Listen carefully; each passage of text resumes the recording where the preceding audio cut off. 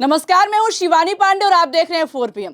संवैधानिक पद पर बैठे भाजपाई राज्यपाल ने सारी हदें पार कर दी है। एक तरफ ममता बनर्जी मुख्यमंत्री पद से बर्खास्त हुई हैं, तो वहीं दूसरी तरफ सुप्रीम कोर्ट के फैसले से पेच फंस गया है। तो कैसे राज्यपाल के घर के बाहर बवाल खड़ा हुआ है और विधायकों के सामूहिक इस्तीफा देने की नौबत आ गई है, इस पर जानकारी देने के लिए प्रियंका जी मौजूद हैं। प्रियंका जी, क्या आप चुनावी नतीजों से नहीं बल्कि सुप्रीम कोर्ट के फैसले सरकार बनेगी? जैसे खेल चल रहा है ऐसे हालातों में अब सुप्रीम कोर्ट ही कुछ कर सकता है। मतलब बंगाल में बहुमत नहीं होने की वजह से ममता बनर्जी को मुख्यमंत्री पद से बर्खास्त कर दिया गया, लेकिन तमिलनाडु में बहुमत होने के बावजूद विजय को मुख्यमंत्री बनने नहीं दिया जा रहा है। इस बार जो राज्यपाल ने करके दिखाया है, ऐसा शिवानी कभी भी पहले इतिहास में देखने को नहीं मिला है। तो फिलहाल कैसे सुप्रीम कोर्ट के फैसले से पूरा खेल पलट गया है आपको बताएंगे, लेकिन पहले क्रोनोलॉजी समझिए। खबर आप देखिए जनसत्ता की। देखिए इस खबर में साफ लिखा हुआ है कि राज्यपाल ने भंग की बंगाल विधानसभा, ममता बनर्जी ने नहीं दिया है सीएम पद से इस्तीफा। तो भले ही चुनाव आयोग के दम पर भारतीय जनता पार्टी ने बंगाल में बहुमत तो जुटा लिया है, ऐसे हालातों में राज्यपाल को पूरा हक है कि वो मुख्यमंत्री को उसके पद से इस्तीफा नहीं देने की स्थिति में बर्खास्त कर सकता है। चलिए बंगाल में जो चल रहा है वो तो समझ में आता है, लेकिन तमिलनाडु में आखिर क्या चल रहा है इसको लेकर सवाल किया जा रहा है। आपको बता दें शिवानी, भाजपाई राज्यपाल हैं तमिलनाडु में और उन्होंने संवैधानिक पद की मर्यादा को तार तार करके रख दिया है।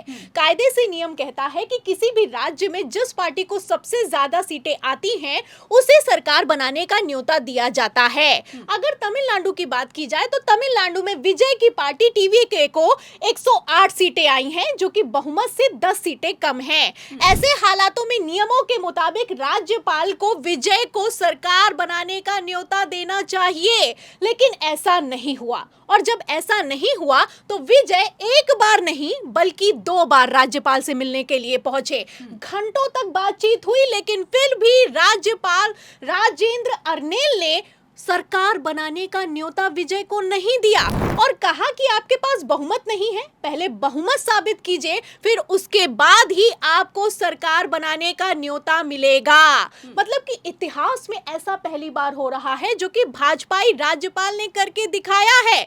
जाहिर सी बात है कि अगर बहुमत साबित करना है तो ये विधानसभा में होता है, ना कि राज्यपाल के कमरे में। लेकिन फिर भी विजय से 118 विधायकों के साइन किए गए पेपर को राज्यपाल ने मांग लिया है, जिसके बाद से बवाल खड़ा हो गया है। आपको बता दें कि सरकार बनाने के लिए नहीं बुलाने पर अब विजय ने कोर्ट जाने की तैयारी पूरी कर ली है। पहले तो विजय एक बार नहीं बल्कि 2 बार राज्यपाल से मिलने के लिए गए, लेकिन अब जब राज्यपाल मानने के लिए तैयार नहीं है तो पेच फंस गया है और बवाल तो इतना ज्यादा खड़ा हो गया है कि अब तो भाजपाई राज्यपाल पर गाज गिरना तय हो चुका है।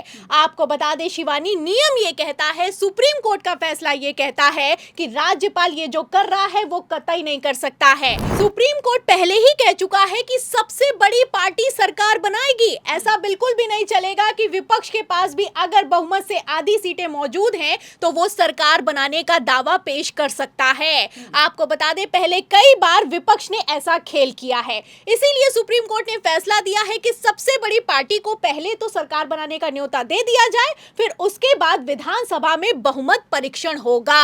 आपको बता दें कि सुप्रीम कोर्ट के फैसले के खिलाफ जाकर जिस तरीके से भारतीय जनता पार्टी के राज्यपाल ने खेल किया है, इसके बाद से राजभवन के बाहर बवाल खड़ा हो गया है। विजय के समर्थक बवाल कर रहे हैं, नारेबाजी कर रहे हैं। खबरें तो यहां तक निकलकर सामने आ रही हैं कि अगर विजय के खिलाफ जाकर डीएमके और एआईएडीएमके ने मिलकर सरकार बना ली तो विजय के 108 विधायक सामूहिक इस्तीफा दे देंगे। तो आप समझ सकती हैं कि किस तरीके से तमिलनाडु में संविधान की धज्जियां उड़ाई जा रही हैं और इसके खिलाफ अब विजय की पार्टी ने मोर्चा संभाल लिया है। खबरें निकलकर सामने आई हैं कि एमके स्टालिन भी अपने पार्टी हेडक्वार्टर पर मीटिंग कर रहे हैं। उनके जितने भी 59 विधायक हैं वो सारे के सारे पहुंचे हैं और खबर ये निकलकर सामने आ रही है, सूत्रों के हवाले से ये दावा किया जा रहा है कि डीएमके और एआईडीएमके मिलकर सरकार बना सकते हैं, क्योंकि डीएमके के प्रमुख एमके स्टालिन ने अपनी पार्टी से कह दिया है कि उन्हें एआईडीएमके की तरफ से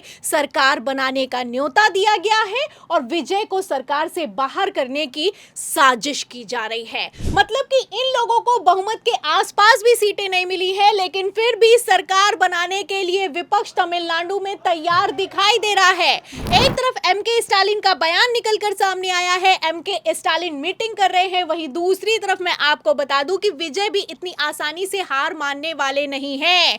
खबर निकलकर सामने आई है कि विजय ने एआईएडीएमके के विधायकों को ऑफर दे दिया है डिप्टी सीएम के पद का। दावा तो यहां तक किया जा रहा है कि एनडीए में टूट होने वाली है और तमिलनाडु में एआईएडीएमके एनडीए से अलग होने वाली है।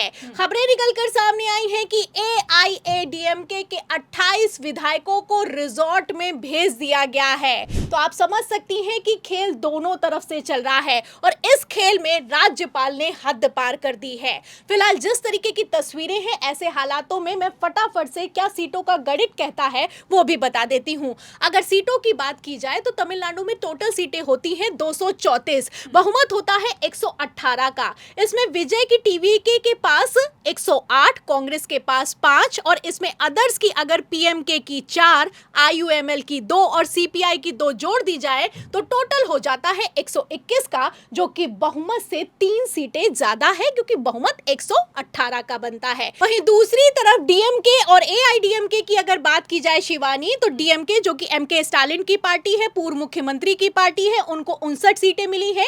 एडीएमके को 47 सीटें, पीएमके को 4, आईयूएमएल को 2 और सीपीआई को 2 सीटें मिली हैं। इसको अगर टोटल कर दिया जाए तो टोटल होता है 114 का, जो कि बहुमत से 4 कम है। ये तो अदर्स को अगर जोड़ा जाए तब की स्थिति है। वहीं दूसरी तरफ आप देख सकती हैं कि 47 प्लस 59 केवल 106 होता है।